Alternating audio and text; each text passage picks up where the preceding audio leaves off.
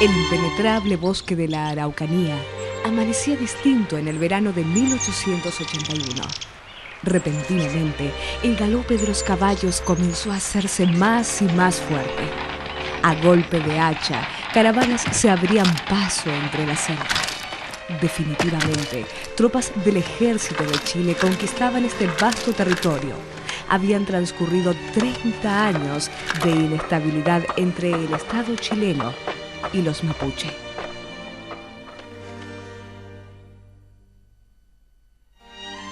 En esa misma época, en París, en el corazón de Europa, se realizaban los preparativos para la Gran Exposición Universal de 1890. Se construiría una obra monumental que buscaba alcanzar el cielo y dominar la ciudad, convirtiéndose en esta manera en un símbolo del poder industrial, todo un desafío de la creación humana.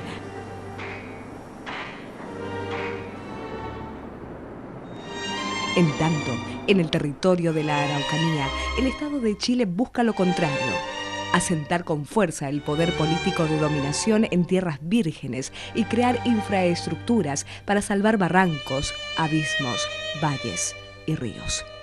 El cañón del Mayeco es uno de los más anchos y altos de esta región, un obstáculo natural insalvable, con una depresión superior a los 100 metros.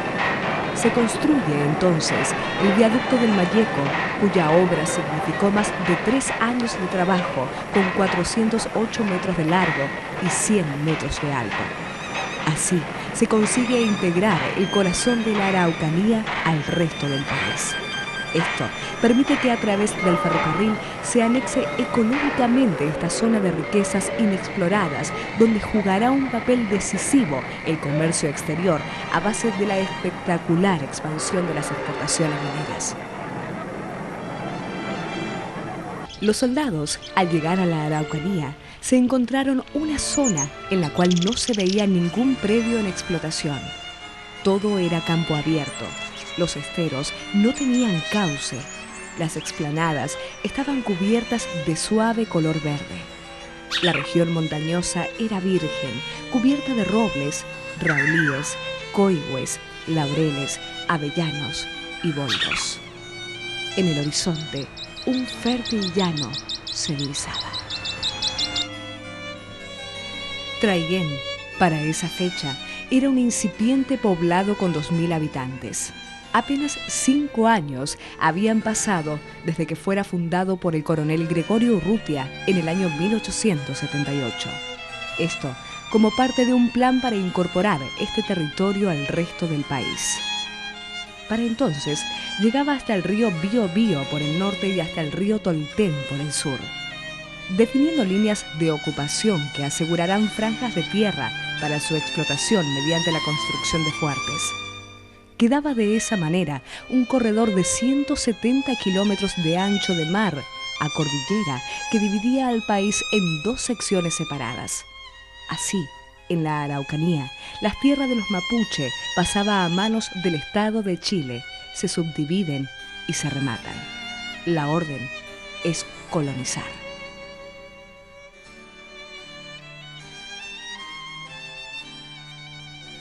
En tanto, en Europa, las ciudades se expanden a pasos agigantados.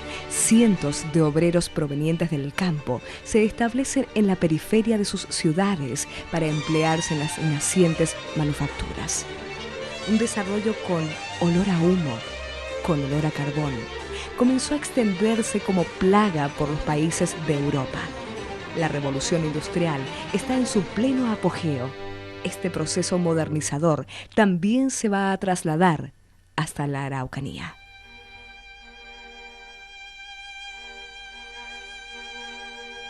En Chile, como hemos visto, el propósito del gobierno era conquistar este territorio, pacificando, según la definición de la época, con el fin de incorporarlo al resto del país y darle continuidad territorial y administrativa. Evitando correr el riesgo que otros conquistadores de naciones foráneas lo pudieron hacer, como fue el caso del aventurero francés Orly Antony I, que quiso arrogarse el título de Rey de la Araucanía, pactando con los mapuche el apoyo a un futuro gobierno, nombrando caciques como ministros. La segunda mitad del siglo XIX se caracteriza por el rápido crecimiento de la población y por la expansión territorial. Entre 1843 y 1907, la población se triplica. Se consolidan nuevas ciudades al amparo de los fuertes que definieron la línea de ocupación militar. Ciudades en cuya construcción predomina la madera irán siendo gradualmente vinculadas por la línea ferroviaria. Traiguén se transformó en la sede administrativa de recursos para el desarrollo de la zona. Mientras en la Araucanía se comenzaba a explotar el trigo en las tierras cercanas al río Malleco, en Europa, en tanto, se crea la Agencia General de Colonización y numerosas subagencias para reclutar artesanos y agricultores. A fines del año 1883 llegaron la mayoría de los colonos a la Araucanía, principalmente a Traiguén, desde donde se distribuyen a distintos puntos de la región. Otros lo harán años más tarde. Contratados en Europa por el gobierno de Chile, se embarcan en el puerto francés de Bordeaux. Estos colonos eran en su gran mayoría de Suiza, Francia, Alemania y España. Desde ese puerto, un buque de la compañía inglesa Pacific Steam Navigation Co. los traería a Chile vía Estrecho de Magallanes. Después de un mes de viaje, desembarcarán en Talcahuano. Desde allí llegan hasta la ciudad de Angol, donde se ubica la oficina de colonización. Se les entrega lo básico para su subsistencia: una carreta, tablas, clavos y un poco de dinero que posteriormente deben devolver al Estado. Parten a los más alejados rincones de la Araucanía. Un viaje al cielo, un viaje a la esperanza. La incorporación del territorio de la Araucanía al Estado chileno fue un tema complejo y costoso para el Estado. Para muchos de los criollos de la época no resultó muy interesante el colonizar o instalarse en esta zona. 3.000 a 4.000 familias, no he podido tener el dato exacto, de colonos de origen francés, alemán y suizo llegaron a esta zona, ¿eh? Con el incentivo de tener una propiedad. Muchos ni siquiera eran agricultores y muchos aceptaron venirse alrededor del año 1883 hasta el 87. Aquí en esta zona de Quino hubo una colonización mezclada. Fue la zona más especial que hay porque el gobierno chileno puso a colonos ingleses, suizos, alemanes, franceses y españoles en esta zona. ¿Qué quiere decir eso?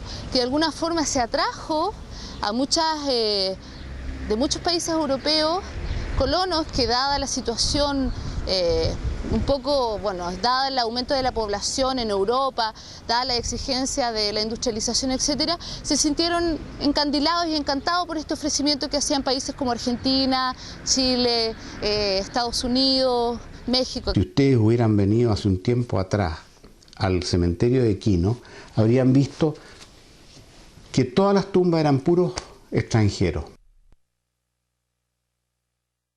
Para el año 1889, el ferrocarril llega a Traiguén. Las casas comerciales más prestigiosas e importantes abrían sucursales, se creaban grandes industrias y prácticamente a diario llegaban grupos de personas a establecerse en esta verdadera California. Los colonos, llegados desde Europa, supieron encontrar en la nueva patria nuevas oportunidades. Un trabajo arduo les esperaba para cultivar la tierra, privaciones y austeridad. La vida se convirtió en una manera de resistir y subsistir. Mientras en los campos de la Araucanía los días transcurren a paso lento, en las ciudades se va dando una expansión cada vez más rápida. La actividad febril, fomentada por el ferrocarril, comienza a emerger de la mano de empresarios visionarios. Un mapa de acelerado crecimiento. La movilidad poblacional será un rasgo típico de la época. Un nuevo medio de transporte mucho más rápido y eficiente había dejado atrás la carreta. Los caballos ahora eran de hierro y un nuevo sonido surcaba los campos. El ferrocarril con sus ramales se expandía hasta los mismos pueblos y haciendas. El movimiento mercantil se va incrementando. Barracas comienzan a explotar los frondosos bosques y se cultivan las tierras descubiertas. La agricultura pasa a constituir la base de la economía y casi la mitad de la población depende del medio rural. Antes de la instalación de estas compañías, los molinos eran un tímido comercio sin tecnología. De esta manera se asienta el poder político de Chile en la Araucanía. El dinero comienza a circular entre todos sus habitantes.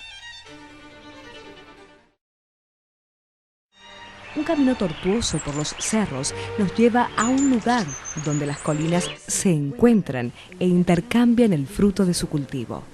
Construidos bajo una concepción funcional, albergando la actividad principal, la molienda, se levantaron en los rincones más apartados donde se sembraba el trigo. En los cerros, la cosecha se realiza a mano. En sus laderas son amontonadas las gavillas para su traslado. Una rústica edificación en madera alberga al molino. Un pequeño torrente da fuerza a su turbina, alimentado por un estero. Allí convergen los agricultores desde varios kilómetros en cualquier época para la molienda. Es así como se instalaron desde los más primitivos con piedras, pasando por la molienda mixta con piedras y cilindros. Fundamental para su ubicación era la energía. Esta debía ser accesible y económica. Solo la hidráulica presentaba esa condición por aquellos años. Es por ello que muchos se emplazaron cerca de esteros, desde donde derivaba un canal que transformaba el cauce en fuerza motriz. Mi bisabuelo llegó a la zona de Lautaro, el sector Peupeo, y ahí se iniciaron con un molino tradicional. En ese tiempo no existían los molinos a cilindro, solamente los molinos de piedra. Esa piedra no es piedra tampoco, es un material que se llama pernal, que esa viene de Francia. Es un material que la hicieron, si es curioso, es de un material como una losa así, de harto firme. Y esa primero estuvo instalada en un lugar que se llama Junto al Agua, que la trajo un gringo, Chao Lolo. Y ese Chao Lolo se la vendió a mi tío. Este funciona con una turbina y con ese pilón que está ahí, con un tubo a modo de un embudo. Eso le hace toda la potencia a la piedra. Y este molino tenía la gran ventaja que era accionado por una fuerza hidráulica. Se sacaba la misma agua del río y se generaba una fuerza motriz a través del agua. El molino en el día molía y en la noche producía electricidad para el poblado de Quillem, con la misma maquinaria que está instalada a mi espalda. Mi papá no trabajaba nunca, él ha tenido molinero nada más que él inteligenció el molino de hacerlo así como estamos. Como les conversa que el otro era de 2 pisos la casa, y él lo inventó hacerlo así como estamos. Este molino tiene más o menos 100 años y está situado aquí en Quillem, porque este era el pueblo Quillem. Esto tenía escuela alemana, un regimiento. Así que el desarrollo se vino al tiro apenas llegó la mecanización. Y todo ese trigo que se cosechaba en esa época, todo se trasladaba o a estación de Cuyinco, donde estaba el tren, que había un tren de carga que había, o se trasladaba a Victoria a las bodegas. Lo que pasó es que no hubo agricultura mala aquí. Siempre fue una agricultura más o menos progresista. Fue mejorando a pesar de la competencia que teníamos de otros molinos, porque no solamente existía ese molino en Lautaro, estaba el molino Guacolda, el molino El Carmen, de la familia Morri. En tanto, otros buscaban lugares inaccesibles para su ubicación, creando un lugar de encuentro en que convivía la actividad comercial con la familiar. Uno de ellos es el Molino Santo Domingo. Se sitúa en un encuentro de cerros en un recodo de un estero, ubicado camino a Tirúa, en la localidad de Capitán Pastene, en la comuna de Lumaco, zona de colonos italianos. Fue construido por Enrique Barbieri para la familia Leonelli, inmigrantes quienes llegaron en 1905 a estas tierras. El conjunto, formado por la casa del molinero, un galpón y bodegas, le dan una particularidad al conformar un patio, al que confluyen todas las actividades de la vivienda. Destaca un edificio un tanto rústico, pero de una altura mayor, revestido por tablones y generando así un gran umbral. Muchos descendientes de colonos se establecieron en distintos puntos de la región con el fin de obtener los beneficios económicos del trigo. Es el caso del molino de la familia Solarruedi en Curacautín, en la precordillera.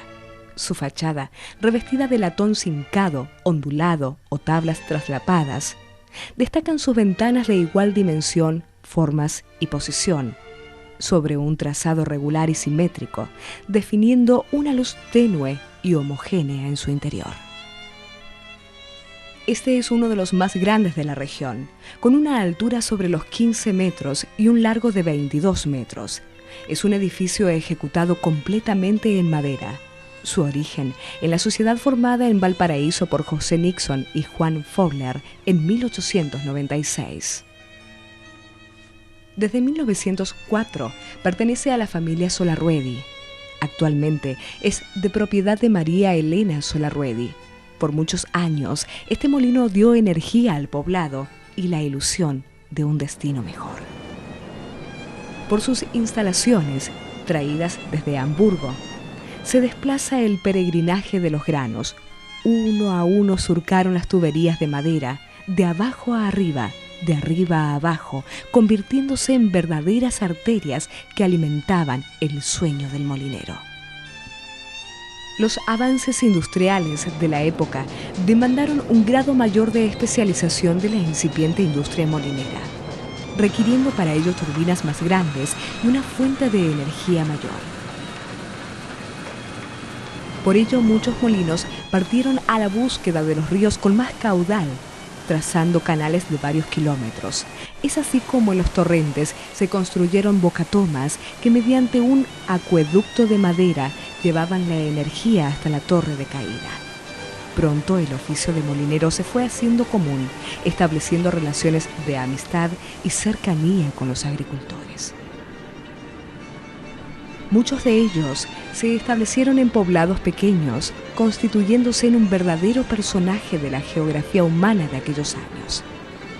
Perquenco, una localidad en que desarrolló su actividad comercial, fue el hogar de René Isotier. Sus inicios como molinero se remontan a 1920, cuando el molino Casablanca, de propiedad de su familia, estaba ubicado en el Fundo Las Gredas, distante unos 10 kilómetros. Fue trasladado por Federico Time, quien lo tenía en sociedad con Federico Smith. En 1940 adquirieron nuevas turbinas, construyendo una sala y una torre para ello. El pueblo obtiene así la ansiada energía eléctrica y con ello la luz. A partir de 1941 pasó definitivamente a manos de la familia Isotier. El desarrollo de ese molino fue fundamental para el poblado. El conjunto está emplazado a una cuadra de la estación donde termina el poblado. El terreno cercano a una manzana lo ocupaban la casa del molinero, el molino, sus oficinas diversas y las bodegas. Un acceso a través de una calle adoquinada, enmarcado por una arboleada que le confiere un aspecto de pueblo, continuando la calle hasta sus oficinas, un gesto de hospitalidad propio del molinero. Perpendicular a la oficina se encuentra una enorme bodega de más de 50 metros de largo, donde se almacenaba el trigo durante el verano. En su interior existía una línea férrea para desplazar un carro hasta la estación, tirado por una yunta de bueyes. Las cosechas era una fiesta en donde toda la comunidad se veía envuelta, todos participábamos. Y trigo se cosechaba mucho, pues. Mucho trigo salía. Sí, era conera, las era arrumar los sacos en los potreros, era llevar un carro a casa, poner un hombre a cuidar los sacos en la noche. Se llamaba era, donde iba quedando el trigo cosechado de la máquina. Y había gente que los recibía ahí en la máquina de cosechera, colocando sacos. Se llenaba el saco, lo sacaban y lo cosían. Y al hombro, y se iban castillando de 5 en 5, pero rumas tremenda y larga, pues. De 5 en 5, 5 en 5. Y una vez trillado con las máquinas de planta, cosechaba el trigo, partíamos a la molienda, la primera molienda del año. 300 carretas con bueyes y gente que caminaba una tarde entera del día antes, alojada en el camino y llegaba tempranito a depositar su trigo, ya fuera propio o ya fuera de los grandes fundos, que pagaban el arriendo de la carreta. Antes de llegar la gente molían sus 10, hasta 25 sacos una familia. Todos anhelábamos que llegara la cosecha porque era una nueva expectativa de vida, la única época del año que la gente tenía plata.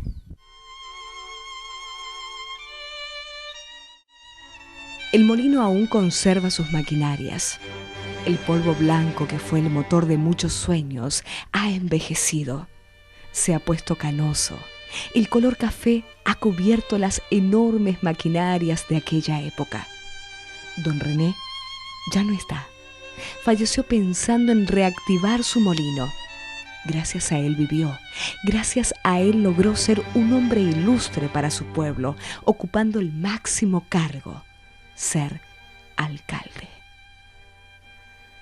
Cada vez más buscaron mejorar la calidad de sus servicios. Con ello era esencial su calidad y la rapidez para atender una mayor demanda. Tal es el caso del molino Morris en Lautaro, que a fines de siglo incorporó blanqueadores de harina, tecnología traída desde Alemania, de propiedad de la familia Jauri. Traiguén se convierte en el epicentro de la producción agrícola. Muchos agricultores debían concurrir hasta Angol a vender el trigo. Esto en caravanas de carreta, las cuales se demoraban hasta 3 días en regresar. En esos años, con la venta de un saco de 100 kilos de trigo, se podía comprar un par de zapatos. Un número mayor de hectáreas se incorporaron a la producción. A más tierras, más altura, mayores máquinas. Cordones de arpillería a través de conductos de madera llevaban el trigo para su proceso. La imagen única de aquel edificio, donde en su parte superior se encuentra el sistema de limpieza del grano, obteniendo así el polvo blanco que da lugar a la harina. Pronto, aquel molino rústico se encumbró por los cielos. Un edificio rectangular con cubierta a 2 aguas, con escasa presencia de ventanas. Una altura mayor al largo en la gran mayoría de los casos. Le confieren una esbeltez única. Pero aquel producto era necesario colocarlo en mercados nacionales como foráneos. Atendía todo el sector rural, pequeños campesinos, sector de Viña del Bún, Perquienco, Colonia Lautaro, los sectores al otro lado del puente, Muco, Mucochureo, todos esos sectores campesinos. El ingreso del trigo era más o menos como el 80% de los ingresos que las personas obteníamos en aquella época. Me contaban los antiguos, los más viejitos, los molineros más antiguos, que llegaba gente en carreta un día anterior y amanecían haciendo cola en el molino. Venían súper preparados con guitarras, sus chuicas de vino y amanecían tomando para ellos en el tiempo de cosecha. En este momento se mantiene en pie este molino porque estamos rodeados aquí de una zona indígena, que son más o menos unas 200 comunidades indígenas.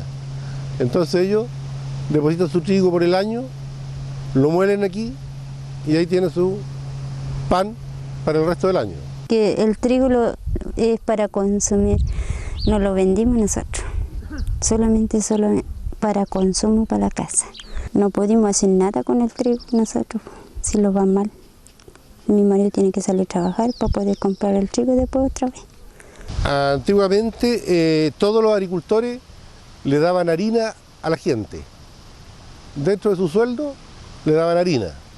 Harina, de ahí sacaban una serie de productos de los cuales se hacían todas las comidas.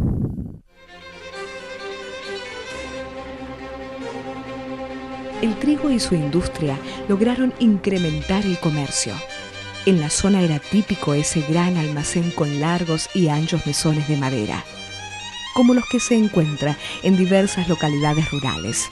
Allí se vendía de todo, desde grasa para carretas hasta delicados perfumes para damas. Los comerciantes fueron los primeros en aventurarse hacia el interior de la frontera. Comerciantes fueron también quienes se iban quedando en torno a los fuertes. Posteriormente, muchos molinos pasaron a convertirse en compradores de otros más pequeños. Así ocurrió en la localidad de Capitán Pastene, con el molino de la familia Rosati en la comuna de Lumaco. Esta es una familia de inmigrantes italianos que llegaron a principios del siglo XX desde la región de Emilia-Romagna. Capitán Pastene, un pueblo rodeado por cerros donde los nombres de las calles se alternaron con nombres de ilustres italianos y chilenos. En una esquina se encuentra ubicado este molino, perteneciente a comerciantes. Su edificio escapa a la construcción en madera, demostrando el grado de avance. Una imagen influenciada fuertemente por la recreación grecorromana con la presencia de arcos, columnas y cornisas. A su lado, el almacén destaca su filigrana en madera para vitalizar la presencia del volumen y su fachada en la esquina. Enfrente, la casa del propietario. Un palacio de madera, acentuado por su color amarillo y su techumbre de color rojo. Rodeadas de figuras lúdicas, una fila de cipreses amortigua su contacto con el dorado sol. En su interior, bajo su pequeño cielo reflejado por su bóveda, en los pasillos se escucha cantar junto al alegre sonido del piano de cola en torno al fogón las canciones familiares. Son los molineros, son los comerciantes. Al viajar por los campos en verano, era común ver aquellos mantos dorados que el viento tocaba suavemente, haciéndolos deslizar como un pequeño torrente. Estos que alimentaron pequeños sueños forjados por hombres de valor, alcanzando grandes alturas, dando lugar a enormes faros que orientaban a aquel campesino, rasgando aquel cielo desconocido tan solo hace unos siglos atrás.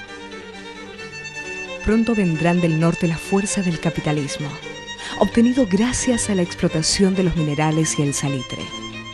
Los nuevos ricos se abrirán paso en la Araucanía con sus hermosos carruajes, con su fina ropa, y recorrerán los parques que circundan las haciendas, reflejo de poder que van a tener gracias al dinero del trigo. Hoy, muchos molinos han desaparecido, otros en tanto han desviado el curso de sus esteros, quedando abandonado aquel espíritu albo. Lo que aún se mantiene vigente es la fuerza de sus propietarios por contar las historias que dieron lugar a estas enormes edificaciones. Fuerza mucho mayor que aquel torrente que gota tras gota giraba en las aspas de aquellas turbinas.